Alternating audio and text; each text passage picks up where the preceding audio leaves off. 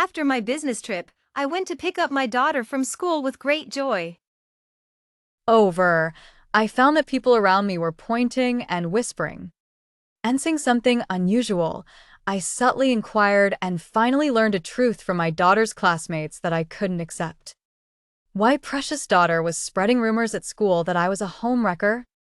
After a month-long business trip abroad, I hurried to my daughter's school without even tidying myself up, eager to pick her up. Due to the time difference, I had only spoken to my daughter twice during the month. Each time, the calls were brief and ended quickly because my daughter had to go to bed. God knows how much I missed my darling during those days abroad. Now that I was back, I couldn't wait and rushed to her kindergarten, even though it was still early. The kind security guard at the kindergarten always allowed early arriving parents to wait in the security room. So, as usual, I naturally headed to the security room upon arriving at the school gate. To my surprise, the usually kind security guard looked at me as if I were something filthy. Not only did he not let me in, but he also waved a broom at me, forcing me to retreat step by step. Seeing the angry and disgusted look on the old man's face, I was bewildered, not knowing what I had done to offend him. Get away from my security room! Don't dirty my clean floor with your filthy feet. After saying that, he slammed the door shut, ignoring my distressed expression. The security guard's behavior was completely unexpected. Even after the incident, I was still confused and clueless. Since the security guard didn't welcome me, I didn't want to make a fool of myself by insisting on staying. I retreated to the shade of a tree at the kindergarten gate, pondering why the old man's attitude had changed so drastically in just a month. However, this question didn't trouble me for long, as I soon forgot about it. The beautiful music from the kindergarten indicated that school was over and my precious daughter was coming out. It didn't take long for two teachers to lead the children out, helping them find their parents.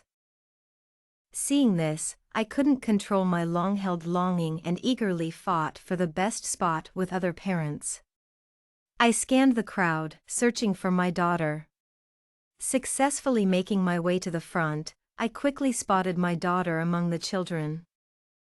Seeing her, I couldn't suppress the overwhelming maternal love and shouted loudly, Lucy, Lucy, Mommy's here, come over. Though I was eagerly calling my daughter, I wasn't blind. I soon noticed that as my voice rang out, the parents around me quickly backed away as if I were a plague. In the crowded environment, a circular space formed around me. Everyone looked at me with disdain, whispering to each other. Seeing their expressions, similar to the security guards, I became even more puzzled. I felt that something significant had happened during my month-long absence. The parents' behavior was just the beginning, greater challenges awaited me.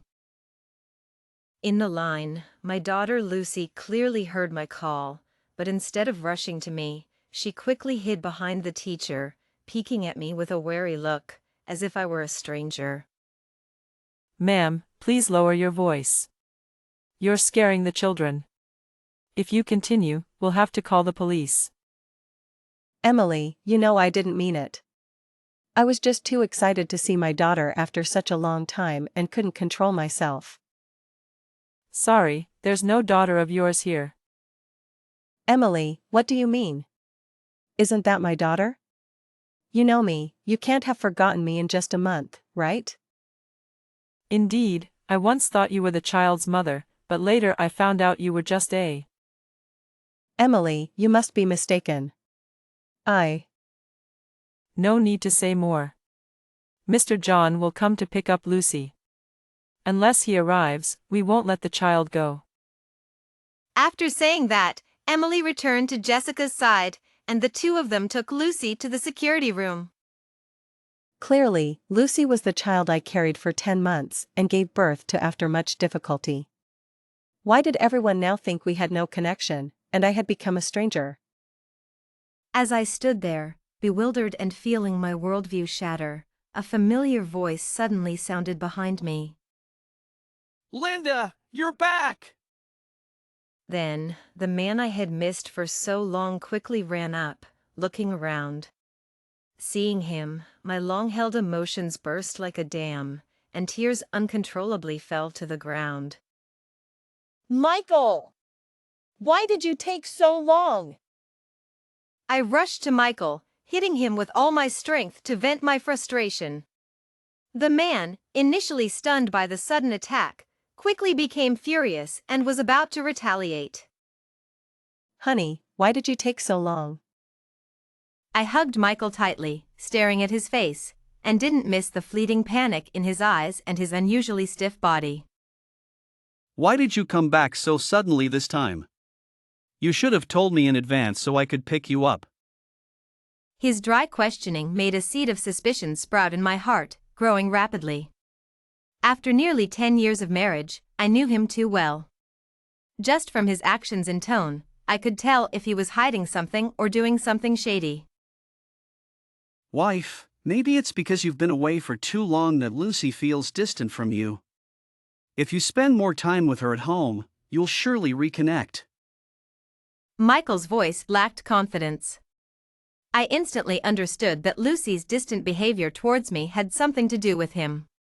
He might have been the one causing trouble, trying to drive a wedge between us. After all, in our family, I was the one working outside and managing the finances, while Michael was just a stay-at-home husband. He often felt unfulfilled in his role and would resort to underhanded tactics to assert his authority. This wasn't the first time he had done something like this, but I had always turned a blind eye because he generally behaved well. However, this time Michael had crossed the line. He shouldn't have involved my daughter in his schemes. It was time to teach him a lesson. Despite my inner turmoil, I maintained a gentle demeanor, trying to save face for Michael. With Michael's presence, the two teachers seemed more at ease and handed Lucy over to him. This time, perhaps because Michael was there, Emily didn't speak harshly to me. But her disdainful look was unmistakable. She glanced at me twice before quickly pulling Jessica away. Watching the two teachers walk away and then looking at Michael, who was smiling while holding our daughter, I felt that this situation was more complicated than I had initially thought. Today's strange behavior wasn't just the result of Michael's schemes, there was something else I didn't know. Unfortunately, I was in a hurry to bond with my daughter, so I had to set aside my doubts for now and plan to investigate tomorrow. To bond with my daughter, Michael drove while Lucy and I sat in the back. Seeing my daughter, who had been silent and unwilling to speak since getting in the car, I felt helpless. I carefully moved closer to her and took out the gift I had prepared, handing it to her. Lucy, look, this is a custom-made doll I got for you from abroad. There's no other one like it in the world. You love these toys, don't you? Now your toy family has a new member. My tone was unusually gentle, the kind that would shock my subordinates. But no matter how gentle I was or how precious the gift, Lucy remained unmoved. She even turned her head away, completely ignoring me. Michael, who had been watching our interaction, frowned and scolded Lucy.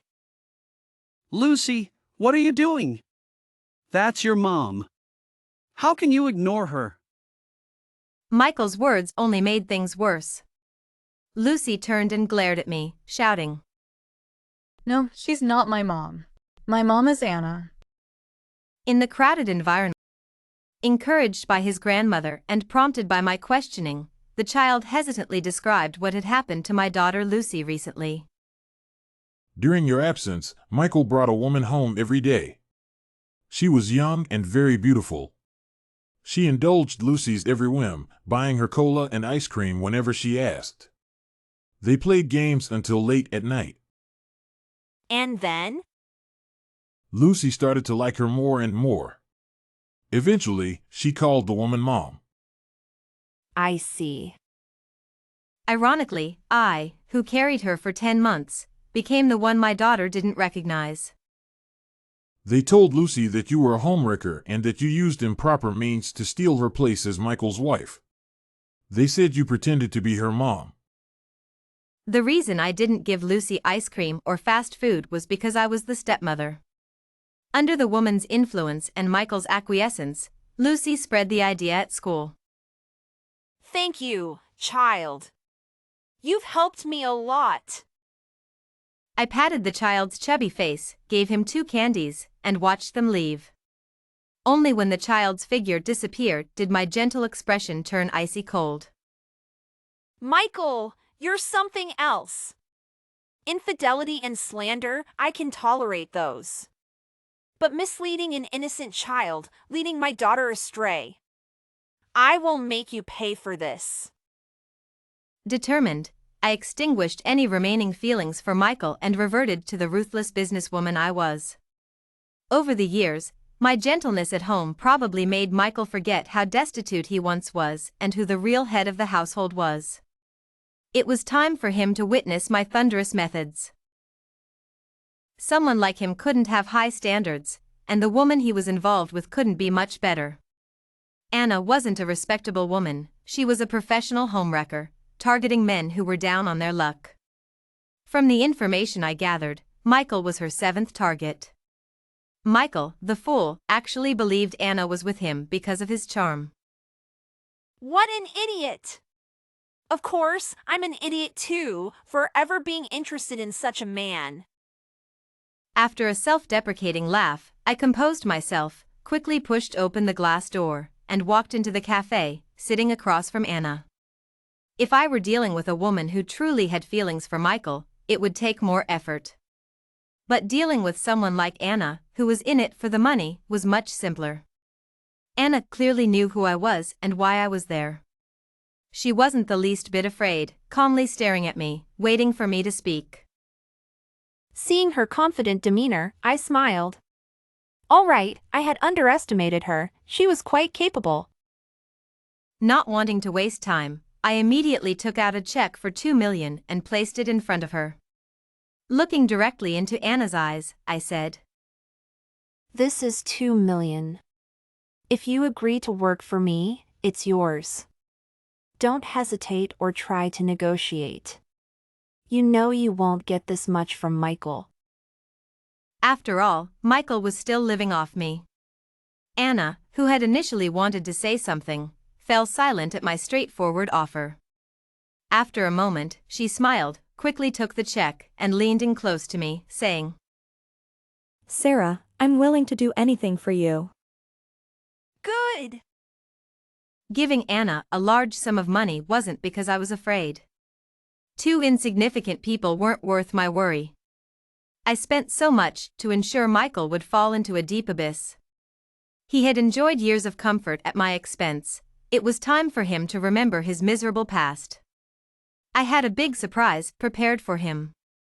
After arranging things with Anna, I didn't want to continue entangling with Michael. That afternoon, I contacted a lawyer to draft our divorce agreement.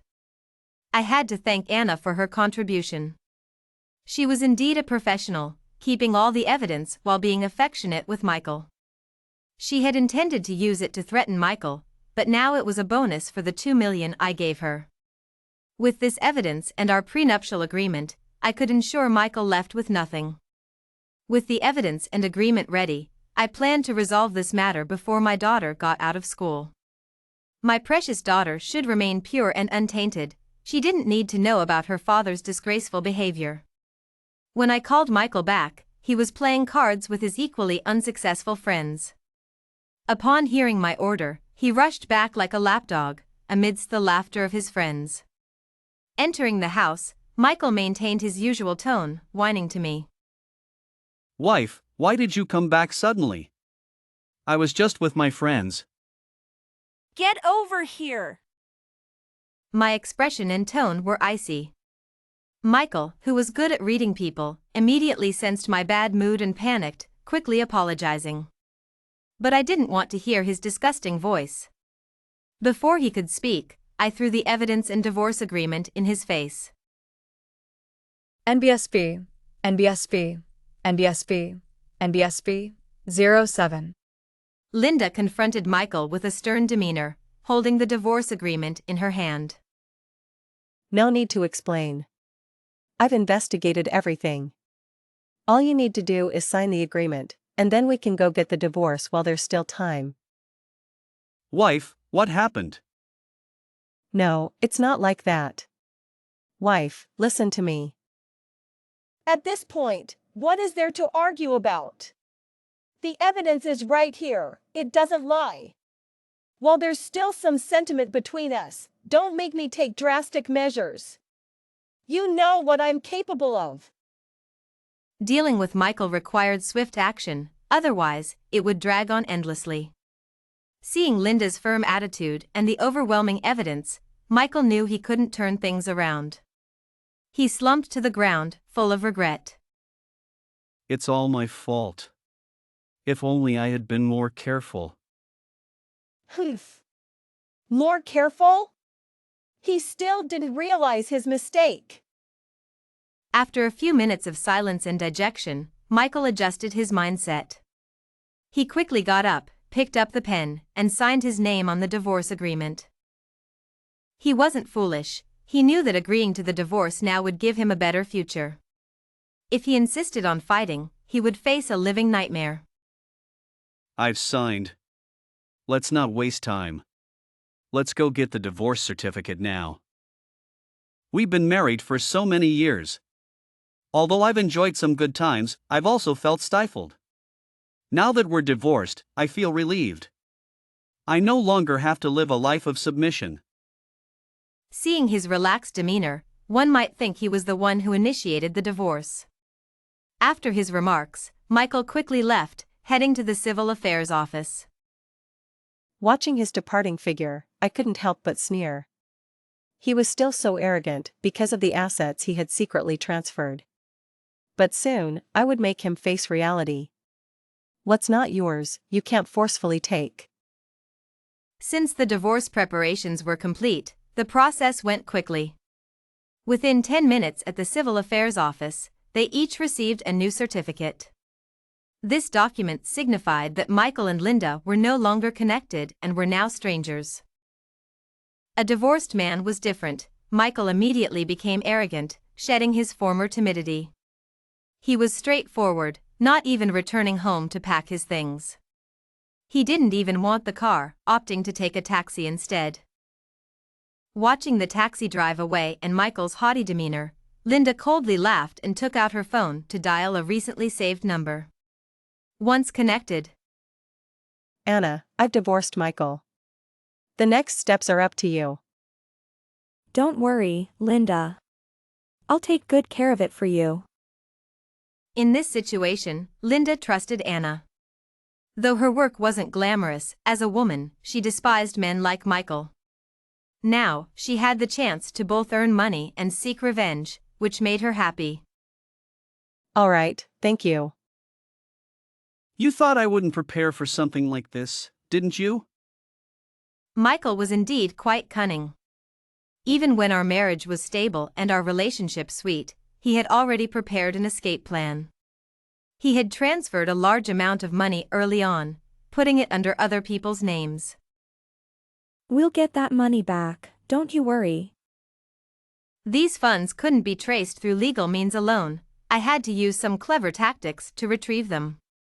I planned to rely on Anna, my capable assistant, to help me recover what Michael had taken. I'm ready to do whatever it takes. I believed that with Michael's personality, he wouldn't ignore the opportunity to rise to the top. After ending the call, I quickly composed a message to my former partners. The big fish has surfaced. Get ready to act. At home, looking at the empty house, I couldn't help but fall into deep thought. I pondered how to better explain things to my daughter and change her current attitude towards me. But after much consideration, there was only one path to take. In the past, I had been too focused on work and neglected Lucy. Now, to change the situation, I had to put work aside and spend as much time as possible with my child. Once this idea came to mind, I didn't hesitate for long before firmly deciding. I had earned enough money, continuing to work hard wouldn't significantly change my life. But my child was different, her childhood was only a few short years. Missing this time would lead to a lifetime of regret. As expected, after learning about my divorce from Michael, Lucy started to throw tantrums. I want to be with Daddy. Let me go. She even tried to hurt me, wanting to leave and be with Michael. I hate you. But she was my daughter. I couldn't bear to let her suffer with that person. I could only endure her hitting and scolding, holding her tightly to provide some comfort. After a while, Lucy's actions gradually ceased. She collapsed in my arms, hugged me back, and whispered in my ear. Mommy, I missed you so much. Those simple words made my resolve crumble, and tears streamed down my face. Clearly, we had all underestimated the child's wisdom. Though she was young and didn't fully understand many things, she wasn't foolish. She saw many things clearly. She was just angry with me, blaming me, so she went along with others to oppose me. In reality, she missed me more than anyone. Mommy promises to spend more time with you from now on. We'll rely on each other and live a good life together. Okay, I'll listen to Mommy. Mommy, I don't like Daddy or the lady he brought. Even though they treat me well, I just don't like them. After resolving the issue with my daughter that day, I felt completely fearless and could focus on dealing with Michael. I first had Anna get closer to Michael, showing complete devotion and dependence to gain his trust. Then I instructed Anna to spend money lavishly, constantly taking money from Michael's wallet. Oh, Michael, I feel so guilty about all these expenses. It's all right, don't worry about it. We can always make more. Before Michael could express dissatisfaction, Anna would express guilt over the expenses. She would then thoughtfully introduce investment projects with huge returns to Michael. Finally, with Anna's persuasion and my old friend's efforts, we successfully lured the short-sighted Michael into the trap I had set, gradually reclaiming the wealth he had taken from me. NBSB, NBSB, NBSB, NBSB 09. Jane, I think Michael is out of money. He even hesitates to buy me a lipstick now. Should we wrap it up? Reflecting on the recent funds received and Michael's current behavior, I agreed it was time. Yes, Anna, it's time. Continuing to squeeze him would be futile. After ending the call with Anna, I quickly notified everyone to wrap it up. The game was over. It was time for him to see the harsh reality. 2 days later, all the funds returned to my account through various channels. The people I hired erased their traces and disappeared. According to the information, Michael became increasingly irritable after losing contact with the project managers, realizing he had been deceived. But his reluctance to admit his failure kept him clinging to a sliver of hope. For her safety, Anna used a quarrel with Michael as an excuse to break up and successfully escaped. Michael, having lost both his money and his partner, soon came crawling back to me. Wife, I was wrong. I shouldn't have cheated. Please forgive me and give me another chance. Michael was no longer the arrogant man he was after our divorce. He looked utterly defeated. His suit was wrinkled, his face unwashed for days. Wife, I was really wrong. Think of our daughter. She's so young, she needs her father. Please. Michael! Yes, wife. You really are incorrigible. Indeed, I once liked a groveling dog. But now, I find it repulsive. If you dare to appear in front of Lucy again, I won't hesitate to show you what hell feels like. Hearing my threat, Michael was terrified, trembling all over. Seeing his reaction, I knew he had indeed considered it. But after my warning, I doubted he would dare to try anything. Fine, considering you're the father of my child, I'll give you a gift. What? Michael looked up, incredulous, as if he couldn't believe I was being so kind. I smiled without explaining, sent a text message, and waited quietly. 5 minutes later, the cafe door opened. Anna, heavily made up and graceful, walked in, sat beside me, and greeted Michael with a smile. Hello. Michael, who had been waiting desperately, initially looked hopeful. But seeing Anna, his eyes widened in shock. After a few minutes of stunned silence, he slowly got up, pointing at us. You know each other. So, you were in this together. Jane, you set me up. Clearly, Michael had figured out the whole story. Realizing that his downfall was orchestrated by us. The truth drove Michael mad. With bloodshot eyes, he lunged at us, intending to hurt us. But before he could reach us, a burly man grabbed his legs and threw him aside. Seeing Michael's pathetic state, I couldn't help but laugh. I was confident but not foolish enough to come alone. After all, who knew what a desperate man might do? So, I had hired a strong bodyguard. And now, he was proving his worth. With just 2 punches, the bodyguard subdued Michael. Michael lay on the ground, curled up and half dead. Seeing this, I knew he was no longer a threat. I didn't want to waste any more time on him. I had better things to do, like spending time with my daughter. After instructing the bodyguard to take care of Michael, I left with Anna, who had completely latched onto me. From now on, I would live a good life with my daughter.